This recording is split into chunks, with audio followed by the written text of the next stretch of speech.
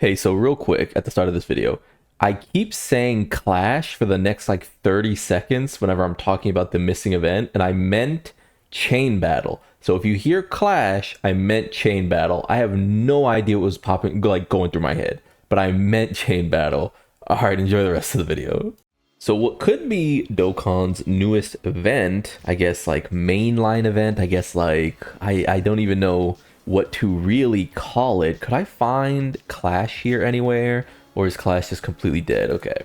If you were here before, I guess like the end of the 8th, ninth anniversary, there is a mode called Clash.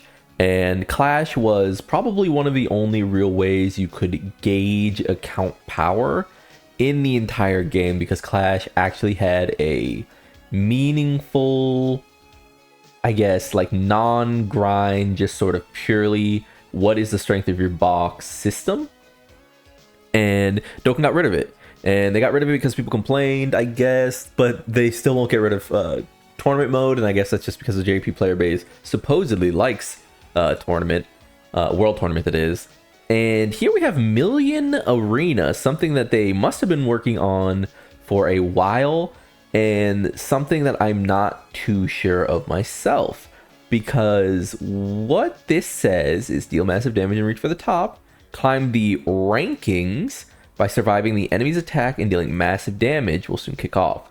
What I imagine this will be is we go in there, big boss, maybe it's Broly, maybe it's, Omega Shenron, maybe it's just something, and they're looking to kill you. And your job is to set up a team, get them in position to maybe get a perfect rotation and do a billion damage, do as much damage as possible, and damage, hopefully get a pretty meaningful score. This reminded me, on reading it, of the Give It a Dokkan punch machine, where you essentially aren't valuing team setups like you normally would. Instead, you're doing something called nuking, which is where you get a character in place to do the most damage possible and blow them up. So that was like the first thought. The thing is, though, is that if the sort of tabulating the system, the RNG is to be believed, there will come a point where there is some consistency, right? So preliminary calculation, and then there will be a top 30, which leads me to believe that whatever they have done here is a little more meaningful than just the punch machine. Because of this, it got me sort of thinking about this year in Dokkan, and the crux of this video will actually not be focused on this event, and more so will be on, has Dokkan made good on their promises this year? Because before we see this, before we really understand what this is, I guess I just want to say that, like, Dokkan has made a ton of changes throughout the years, right? And none more vaunted, none more hyped up than the 10th anniversary, where we have gotten tons of content. Not all of it great, but tons of content. In this case, I wanted to look at things like Seriously Serious, the all-out battle, which gives meaningful free-to-play rewards. I can't say enough how good of a year it is to get into Dokkan, purely on a value proposition standpoint. I say it every single time I make a complaint about Dokkan. I'm like, hey, it's not really looking good right now. It's a little dry. They're not really putting out the characters we need. They're not really leaning into festival battles. They kind of release festival battles and they drop a character here and there that's good in there, but not quite enough. Vegito is just the strongest thing. But what I would say is that the free-to-play aspects, the avenues we've arrived at to get here, do look pretty good. Tickets are really, really needed. I come from a game called Epic 7 where you get a 10 pull every single day for completely free. You know what I mean? So and sometimes they do events where you get 20 pulls for completely free every single day until like the event is over, right? That's because Epic 7 has a standardized pool that you can just pull in at any point, and it's really nice. Dokkan doesn't really have anything like that. You are pulling on the banners themselves, which is fine, but it means that they don't really fork over free premium tickets because you could end up getting the newest character instead of just pulling from this generalized pool, right? So I will say that this is the single best year to get into Dokkan, period. Another reason that is because characters like Vegito are just so powerful that if you have Vegito, there's literally nothing else your account needs. You need so little to get this character to pull you through every event, and it just is what it is. So what is like another upside of Dokkan this year? I guess not even upside, just like what are we seeing in Dokkan that's interesting? First and foremost, attempts. They regardless of if you like Festival of Battles, tried something. And as I've said before, maybe this gets lost in translation, but I respect developers trying something. This is groundbreaking territory. Festival of Battles, whether you like it or not, is groundbreaking. It is sort of a complete subversion of our expectations for Dokkan, right? Long event that takes hours to complete, right? Look at Legends right now. Legends is having dry weeks during its 7th anniversary. It was hyped up, mega hyped up, and they have gotten nothing that is completely solely new. Even if you like the 7th anniversary, there is nothing different about the game currently as of part 1, and part 1s typically set the tone. If there is no new thing in part 2, I mean, it's gonna get really rough for Legends, not pulling in as much money supposedly. So I have to respect that Dokkan, on the other hand, just went for it. They said, fuck it, hardest fight we've ever done. It takes 4 fucking hours. It's the Festival of Battles. You're fighting all the DFEs, and it's sort of like a celebration of what Dokkan is, even though it might not be a standardized thing that comes back, right? So I gotta respect that. Part 2, I said that SRB and ESRB are an extremely interesting and little explored niche in Dokkan, where they are completely phased out difficulty-wise, but they are super important as far as showing what the game could be, which is a more team-focused, type-focused style of content.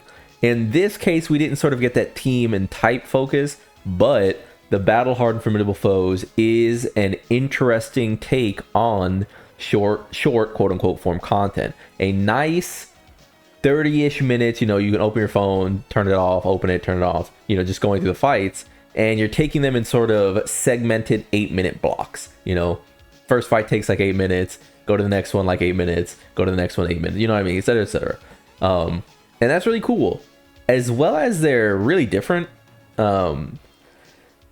Mostly this is used as like the Battle Hard and Formidable Foes fight, but certainly things like, this Broly, and I mean, even as far back as, this Jiren and like, this Topo and stuff like that. It's like, they're really interesting. It's nice to sort of get a new style of content. We told them we want longer fights. We want characters to be able to flex their full potential in these fights. And credit to Dokkan, they have done that. We cannot take that part away from Dokkan, especially when we compare it to last year. Do you guys remember what we got last year for Worldwide Download Celebration? This was so trash.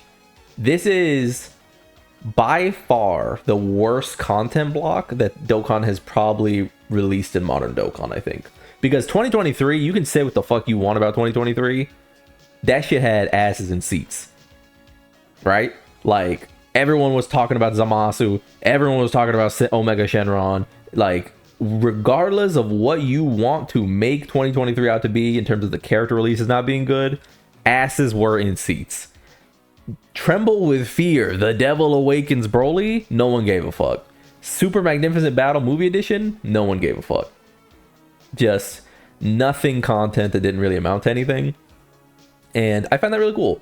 I find it really cool that 10 years in, Dokkan found a way to introduce new styles of content. That said, I don't think it's been all sunshine and rainbows. One thing I don't think they've succeeded in is the red zones have been a little underwhelming, even as far as the Goku and Vegeta red zones, I don't think were enough.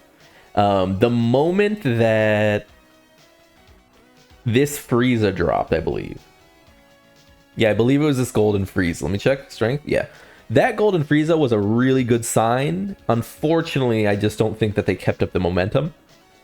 It seems like their logic for what Dokkan needs to be in 2025 got a little mixed. And especially with the power creep we got going into the actual anniversary, not just getting these fights, we saw characters just start just mowing down bosses, especially with Vegito. But one of the characters, right? Because we did get characters, obviously. Vegito, for how much I think Vegito is a problem in Dokkan, for how much I think that Gogeta is just Vegito, but balanced, I do think that the design of these kits is fine, and it's more so the issue that Dokkan has done nothing to incentivize using Super Vegito before he can just literally kill the boss, right? And that's probably with good reason. You know, maybe we get Red Zone Goma in a month, and this changes, right? But until we do, Vegeta being as strong as he is, with no incentive at all to break the Potara, you know, you really do feel this. You feel this as a definitive issue with the current balance of the game. And while, you know, you'll hear people like Goresh be like, well, you know, Dokkan exists so you can open it on your way to work when you're on the bus. Legends exists to be a little bit more medium ground. You want to interact with the game more definitively, you know, fight people. Multiverses exist because, you know, there's now a team battle type, or not multiverse, my god. Dragon Ball Squadra exists now because it's a team-based game. Fighters is a fighting game. Sparking Zero is a mess. And if I'm being honest, the only genuinely good game in that bunch was Fighters. Before Bandai Namco started balancing it, when it was still the Arc System, it was Fighters. Those other games are just always missing something. In the case of Dokkan, it's missing genuine direction for the game. In the case of Legends, it's, I mean, look at the 7th anniversary. Like, in the case of Kakarot, it really didn't even become an interesting game or like a farewell to the series until the World Tournament DLC. And at that point, I'm buying DLC to fix the game, to fix the combat, to fit, like,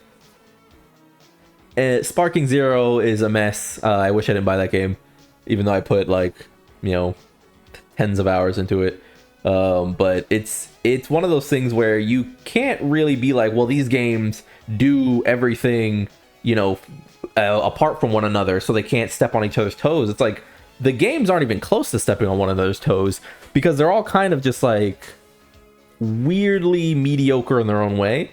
That Squadra game getting hyped, like, I don't know, we'll see, but I don't know if I want Heroes of the Storm but Dragon Ball. I'll say that. Like, people already, if you played MOBAs, people already weren't excited for Heroes of the Storms. Like, Heroes of the Storm was some ass, so we'll see.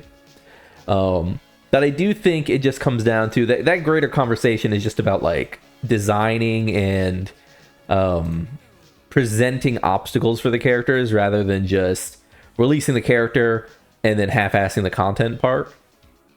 I think Dokkan can do it. I think they've shown us that they can do it. It's not like hopeless, you know what I mean? Like, all of Festival Battles and Formidable Foes and the beginning of the Red Zones, it does show us that there's a vision there, but they just need to fine-tune it. Other than that, Easy A's have been a little hit and miss. You know, things like Int Goku and AGL Frieza got much better with the Festival Battles, but even then, like, I mean, Int Goku is a Festival Battles merchant. Like, if the event doesn't exist, he's back to being ass. And so you're basically saying, if you have 4 hours, Int Goku is fun, which is weird. Evil Vegeta is now another, like, L in Dragon Ball Legends, which is odd, because it seems like someone at the Dragon Ball offices does not like Evil Vegeta. Super Saiyan 3 and Super Saiyan 4 Goku are some of the best design units in recent memory. I think when the character came out, I said, this character is here, and people went, you're putting them too weak. And I said, no, you don't understand. This is an amazingly designed unit. If characters could exist in this power level, Dokkan would be a much better game right now. Weaknesses, niche, and power. That is what this character does. Amazing, fun character, has moments of being that dude, has moments of fragility, great design. Dokkan has it in them. And that's why when I criticize Dokkan, it comes from, I swear it's from a place of love, because there's no way that the same people worked on Calc and Goku and graded Vegeta. Like, what the fuck? What the hell is this, man? Calc and Goku's so fucking ass. This character sucks. Like, I have no idea what they were doing. As far as the 7-year anniversary characters go and their EZA, I think they did a phenomenal job. You could argue that Daima is a fumble, or Daima Vegeta is a fumble. I would say that he's a fumble in that he could be better, but I think people have taken that as to mean he's like way worse than he is. Kid Goku is phenomenal. He's exactly how strong as he needs to be. And I would say that the free-to-play characters have been better. You know, I am not a big fan of Super Saiyan Bardock. I wish this character was just a premium unit because he'd be a lot better. If you have 4 hours, you can take him into Festival. If you want to take him, if you want to like reset the app, you can take him into Red Zone. He's okay. It's just that I'm just a little tired of the like festival characters essentially. Cell was a little misguided. I think there are a lot of things he could have done better. He should have had the 6-year anniversaries passive when he revived, but c'est la vie. This need to make characters dodge, like dodge or die, like as a Cell, first form Cell is really interesting because it's the single most like confusing part of Dokkan's current philosophy, which is we know that the hardest fight outside of, I guess, battle hardened formidable foes cancels dodge. So why do you keep making every character dodge? Doesn't really make sense. And I guess the last thing is we arrive at the celebration of mid, which is Golden Week. I don't really know what happened because this character is dodge or die. This character is pretty dodgy, but can certainly live after an attack, but still dodger. Doesn't do enough damage to really warrant, I don't know. You don't really need this character. If 2025 has been has represented anything, it's that you basically haven't needed any of the characters released, and this is a gotcha. Dragon Ball Legends is currently going through that, where Daima still feels like the strongest thing on the team, strongest thing in the game. Ultimate or Ultra Majin Vegeta still feels like a top 5, top 3 character, and it's like, so what are we summoning for? Like, Gacha has to marry the concepts. It can't just be that a character like, you know, can I find Glorio really quickly? Where is Glorio? It can't just be that a character like Glorio is strong for 6 months, because if Glorio is different than he is, if he's just the strongest for 6 months and he's Vegito, it means why do we summon on anything? If Glorio is the strongest is really strong for 6 months, in the case that he's really usable, he's fine on a team, he's like the last character you put on a team, he goes slot 3, he floats off, he goes into festival battles, he floats off, that's really healthy because it gives your box value, right? One of the most contentious things I think in my meta shakeup is that I think this character is still really good. I don't think that he's like dominating the game or anything, but most characters in Dokkan are slot 2s right now, as it always is the case, and this character falls into that, right? Like, he's fine. It's okay for him to be fine because it's not like he blows the lid off anything, right? It's just that he, like Daima Vegeta, is a solid character who will probably just continue to exist for a while. Whereas, you know, Glorio is a character who is really strong, really valuable in your box, and you would actually go out of your way to pull for. I don't know what you would actually want Kalen Khalifa for, even though I pulled for her. I don't know what you'd want Tech Goku for, even though I pulled for him. I barely know what you'd want Hit for. He's like really good, but because the game hasn't changed at all in 4 months, I'd say like 3-4 months, you don't really need him either. He doesn't create a new team. And if there's one thing I would say to Dokkan's, I guess, like, shaky tenure, is that teams are the weakest link. We are running so many of the same teams. It's basically just accelerated battle, pure Saiyan's the game. And when you compare that to the 9th anniversary, as I just scroll through here, like, come on. Special Pose was a fucking team, and it was good. I know this character's a meme now, but Topo was stepping on shit, and you can't say otherwise. You know what I mean? Like, Topo was stepping on shit. So yeah, I think that's sort of just a retrospective. Last 6 months of Dokkan, how have they been? I'd say pretty good, especially just for collecting resources and account health. But the invisible footholes, the invisible pitfalls that people seem to just ignore when it comes to the 10th anniversary year are adding up. That said, I look forward to having a great second half of Dokkan. Still really excited for the game, and I think the global download celebration is going to be some peak. Moving into a tandem bout after is going to be some peak. So continue to save your stones, don't really get baited, and like the video, subscribe to the club. We all gonna make it. Peace.